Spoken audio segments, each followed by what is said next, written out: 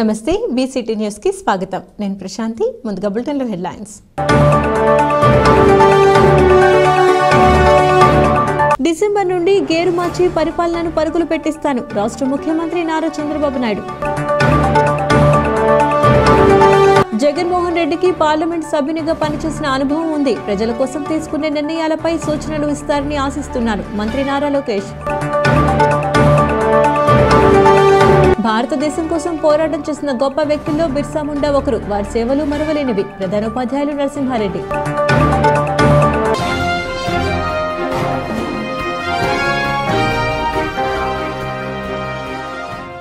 December నుండి gear మార్చి పరిపాలనను పరుగులు పెట్టిస్తానని రాష్ట్ర ముఖ్యమంత్రి నారా చంద్రబాబు నాయుడు అన్నారు. నాటి విజన్ 2020 ఫలితాలు ఇప్పుడు అనుభవిస్తున్నామని ఈ రోజు మళ్లీ మేము స్వర్ణాంధ్ర 2047 విజన్ కు శ్రీకారం చుడుతున్నామన్నారు. 1995లో ముఖ్యమంత్రి అయినప్పుడు డబ్బులు లేవని 3 నెలలు జీతాలు ఇవ్వడం ఓపిక పట్టండి అని ప్రజలకు చెప్పామని సహకరించారని గుర్తు చేసుకున్నారు. ఈ రోజు కూడా వేసిన ఫౌండేషన్ రానున్న కాలంలో ఉపయోగపడుతుందన్నారు. ఏదైనా సరే ఒక విజన్ ఉండాలి. నేను ఈరోజు కొత్తగా విజన్ ఎక్సర్సైజ్ చేయలేదు. ఈ దేశంలో మొట్టమొదటిసారిగా 1999 ఆ ప్రాంతంలోనే విజన్ 2020 తయారు చేశాం. తరువు ఎక్సర్సైజ్ చేశాం.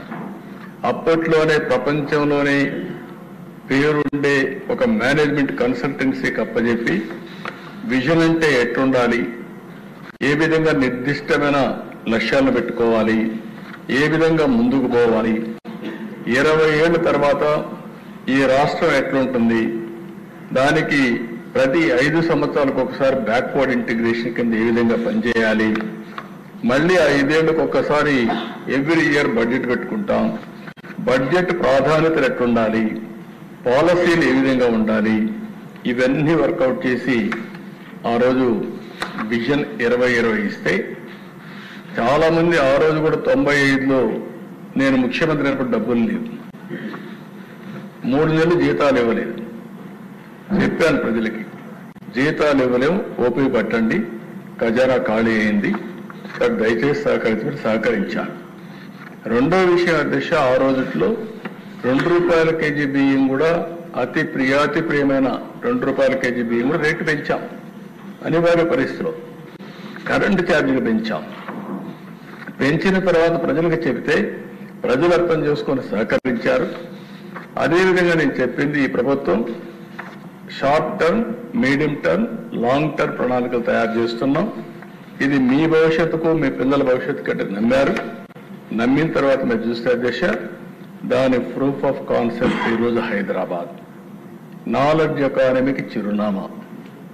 ఎవరు వచ్చినా కూడా, ఎవరు ఏ ప్రభుత్వం వచ్చినా ఆటో పైలట్లో పనులయ్యే పరిస్థితి వచ్చాయంటే అలాంటి ఎకో సిస్టమ్ క్రియేట్ అయింది.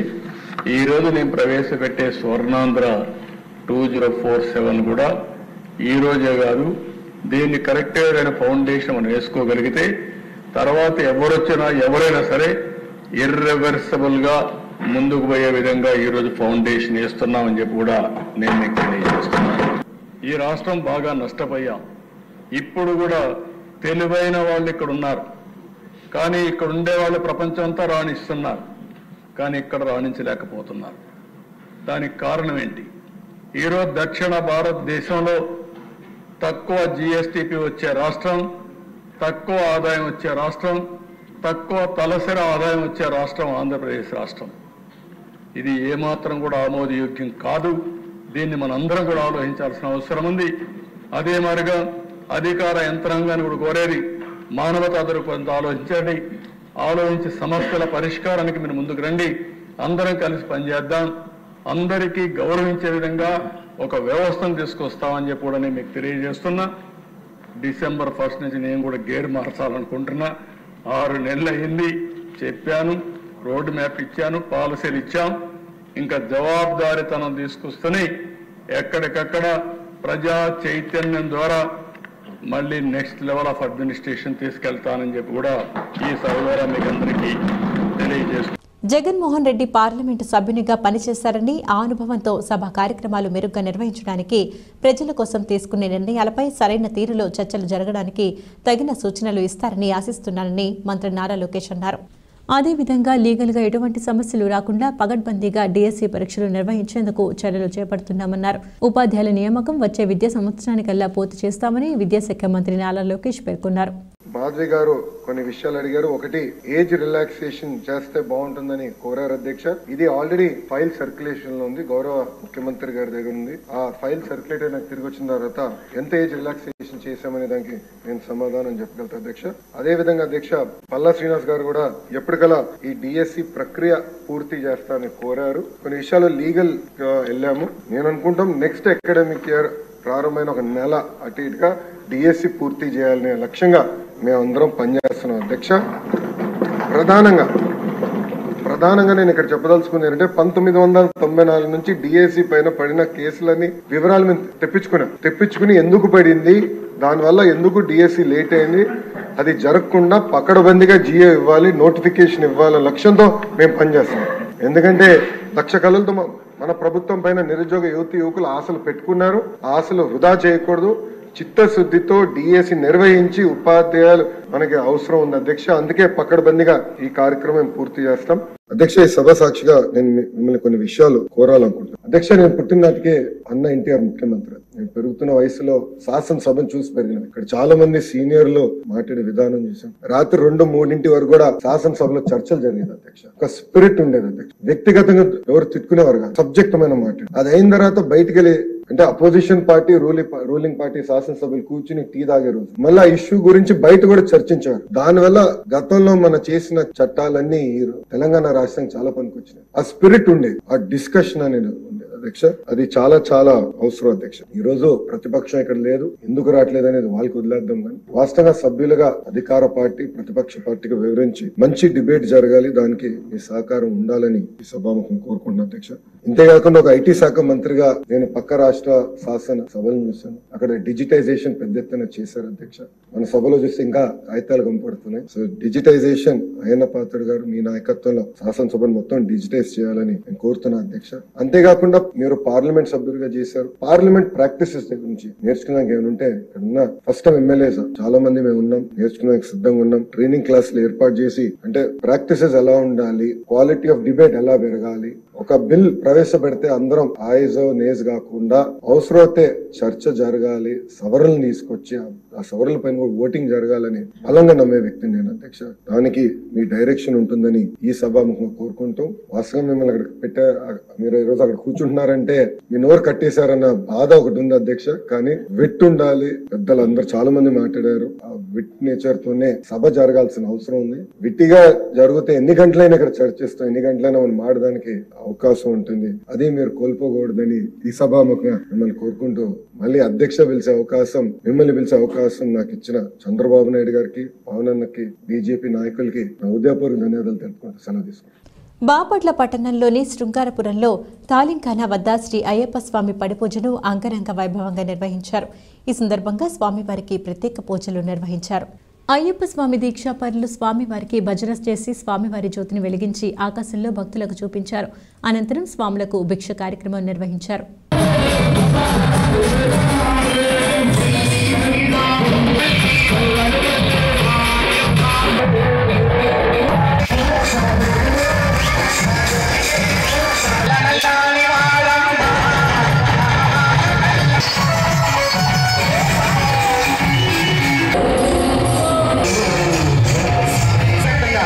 పిట్టలవానిపాలెం మండలం చందోలు గ్రామంలో గల శ్రీ బండ్లమ్మవారి దేవాలయంలో ప్రత్యేక పూజలు నిర్వహించారు. ఆదివారం కావడంతో భక్తులు అధిక సంఖ్యలో పాల్గొన్నారు. కార్తీక మాసం ఆదివారం కావడంతో చందోలు బండ్లమ్మ దేవాలయంలో భక్తులు అధిక సంఖ్యలో పాల్గొని ప్రత్యేక పూజలు నిర్వహించారు. ఈ సందర్భంగా ఆలయ కార్యనిర్వహణాధికారి నాగేశ్వరరావు, అర్చకులు శ్రీ రామ్ శర్మలు మాట్లాడుతూ ఆదివారం కావడంతో అమ్మవారిని మహాశక్తి దేవిగా అలంకరించడం జరిగిందని, అనంతరం పసుపు కుంకుమ వివిధ రకాల పుష్పాలతో అమ్మవారిని ప్రత్యేకంగా అలంకరించి ప్రత్యేక పూజా కార్యక్రమాలు నిర్వహించడం జరిగిందన్నారు.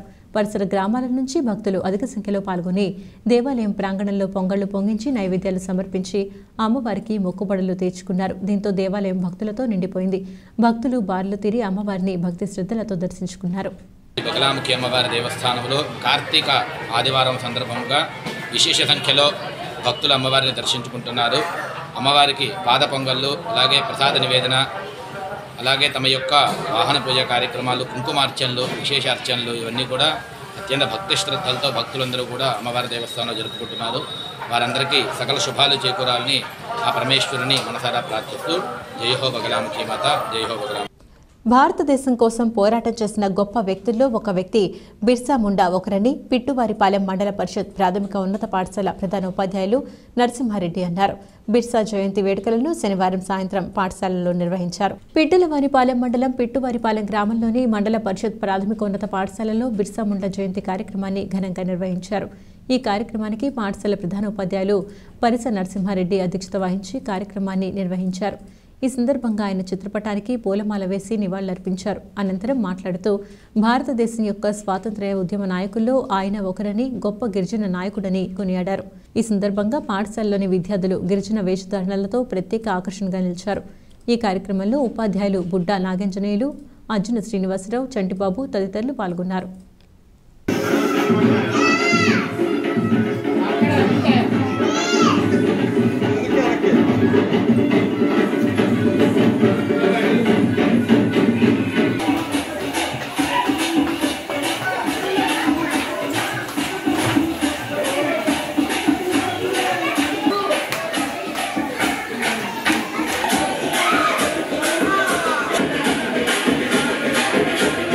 టీచర్లెస్ విద్యాబోధన అందించాలనే ఉద్దేశంతో పాఠశాలకు పరికరాలు అందించడం జరిగిందని యార్లగడ్డ అంకమ్మ చౌదరి అన్నారు. బాపట్ల మండలంలోని నరసయ్యపాలెం గ్రామంలోని శ్రీ పమిడి అంకమ్మ డాక్టర్ బిఆర్ అంబేద్కర్ గురుకులం పాఠశాలలో డిజిటల్ క్లాస్ రూమ్కి కావలసిన పరికరాలు పంపిణీ చేశారు. నల్లమోతు ఎంకాయమ్మ అంకమ్మ గార్ల జ్ఞాపకార్థం యార్లగడ్డ జయప్రద రామయ్య చారిటీస్ ఆధ్వర్యంలో 2 లక్షల రూపాయల విలువ కలిగిన డిజిటల్ క్లాస్ పరికరాలు పంపిణీ చేయడం జరిగిందని ఆయన పేర్కొన్నారు. విద్యార్థులు భవిష్యత్తులో ఉన్నత శిఖరాలను అధిరోహించాలంటే ఇటువంటివి చాలా ముఖ్యమన్నారు. అదేవిధంగా పాఠశాలకు అవసరమైన సదుపాయాలు కల్పిస్తానని హామీ ఇచ్చారు. ఈ కార్యక్రమంలో గ్రామస్తులు, పాఠశాల ఉపాధ్యాయులు, విద్యార్థులు తదితరులు పాల్గొన్నారు. మా అమ్మమ్మ తాతయ్య వారి జ్ఞాపకార్థం మా అమ్మగారి కోరిక మేరకు నర్సాపాలలో ఏదన్నా ఒకటి చేయమని అడగడం, ఆ భాగంలో మన పిల్లలు చూడటం, ఇక్కడ స్కూల్ చూడటం, ఇక్కడ ఒక స్మార్ట్ క్లాస్ ఒకటి ఇస్తే బాగుంటుందనే ఆలోచనతో ఇంటరాక్ట్ ప్యానల్ అంటారు దీన్ని. ఎక్కడి నుంచి ఎక్కడికైనా కూడా కనెక్ట్ అయిపోవడానికి వీలుగా ఉంటుంది. అలాంటి ప్యానల్ ఒకటి ఇవ్వడం నాకు అవకాశంగా భావిస్తూ అభివృద్ధి చెందాలనేది నా కోరిక. 324 మంది పిల్లలు దృష్టిలో ఉన్నారు. వాళ్ళందరికీ కూడా మౌలిక సదుపాయాలు ఇంకా పెరగాలి. అలాగే ఇప్పుడు రాబోయే ఎడ్యుకేషన్ సిస్టమ్ చాలా మార్పు వస్తుంది. మీరు ఊహించరు. టీచర్లెస్ క్లాస్ రూమ్స్, టీచర్ ఉండరు, టీచర్లెస్ క్లాస్ రూమ్స్, టీచర్లెస్ స్కూల్స్. ప్రతి ఊళ్ళో కూడా స్కూల్ వచ్చేసింది. నో టీచర్ దేర్, టీచర్ ఉండరు, ఇంగ్లీష్ కాన్వెంట్స్ ఉండరు, అన్నీ పోతాయి. అంటే ఎంతో ఎత్తుకు ఎదుగుతున్న ఎడ్యుకేషన్ వ్యవస్థ ఈరోజు మరి దాన్ని అందుకోవాల్సిన అవసరం మనందరి మీద ఉంది. బాపట్ల పట్టణంలోని కోన ప్రభాకర్రావు కళాక్షేత్రంలో ఈ నెల 28వ తేదీ సామూహిక సత్యనారాయణ స్వామి వ్రతాలు నిర్వహించడం జరుగుతుందని ముత్తేవి శ్రీనివాస శశికాంత స్వామి అన్నారు. పాండురంగ స్వామి దేవాలయంలో ఆయన ఏర్పాటు చేసిన విలేకరుల సమావేశంలో పాల్గొన్నారు. 28వ తేదీ ఉదయం 8 గంటల నుంచి కార్యక్రమాలు ప్రారంభమవుతాయన్నారు. భావపురి భక్త బృందం శ్రీ లలితా త్రిపుర సుందరి పీఠం ఆధ్వర్యంలో భారీ ఎత్తున ఉచిత సామూహిక శ్రీ సత్యనారాయణ స్వామి వ్రతాలు జరుగుతున్నాయన్నారు. పెద్ద ఎత్తున భక్తులు పాల్గొనాలని ఆయన పిలుపునిచ్చారు. పరమ పవిత్రమైనటువంటి పుణ్యప్రదమై అత్యంత ఫలప్రదమైనటువంటి కార్తీక మాస పర్వదినంలో ప్రతి సంవత్సరం మనం బాపట్ల కోన ప్రభాకర్రావు కళాక్షేత్రంలో జరుపుకునేటువంటి సామూహిక సత్యనారాయణ వ్రతములు ఈరోజు 28వ తేదీ గురువారం నాడు మనకి రేపు జరగబోతూ ఉన్నాయి. కావున బాపట్ల భక్త మహాశైలందరూ ఈ కార్యక్రమంలో పాల్గొని ఈ యొక్క మహత్తరమైనటువంటి అవకాశాన్ని సద్వినియోగం చేసుకుని వ్రతములలో పాల్గొనవలసినదిగా కోరుతూ ఉన్నాం. గత పుష్కర కాలంగా బాపట్ల భక్త మహాశైల యొక్క సహాయ సహకారాలతో నెమలిగంటి హనుమంతరావు గారు లలితా త్రిపుర సుందరి పీఠం వ్యవస్థాపకులు వారి యొక్క సారథ్యంలో భక్తులందరూ కూడా అత్యంత భక్తి శ్రద్ధలతో చేసుకునేటువంటి గొప్పదైనటువంటి మహత్తరమైనటువంటి ఈ వ్రతముల యొక్క అవకాశాన్ని అందరూ కూడా సద్వినియోగం చేసుకోండి. అలానే ఇది మనకి చాలా ఖర్చుతో కూడుకున్నటువంటి కార్యక్రమం కనుక ఎవరి వంతుగా సహాయ సహకారాలను వాళ్ళు అందించి ఈ కార్యక్రమాలని దిగ్విజయం చేయవలసిందిగా కోరుతూ ఉన్నాం. బులెటిన్ ముగించే ముందు హెడ్లైన్స్ మరొకసారి. డిసెంబర్ నుండి గేరు మార్చి పరిపాలనను పరుగులు పెట్టిస్తాను రాష్ట్ర ముఖ్యమంత్రి నారా చంద్రబాబు నాయుడు. జగన్మోహన్ రెడ్డికి పార్లమెంట్ సభ్యునిగా పనిచేసిన అనుభవం ఉంది. ప్రజల కోసం తీసుకునే నిర్ణయాలపై సూచనలు ఇస్తారని ఆశిస్తున్నాను మంత్రి నారా లోకేష్. భారతదేశం కోసం పోరాటం చేసిన గొప్ప వ్యక్తుల్లో బిర్సా ముండా ఒకరు. వారి సేవలు మరువలేనివి. ప్రధానోపాధ్యాయులు నరసింహారెడ్డి.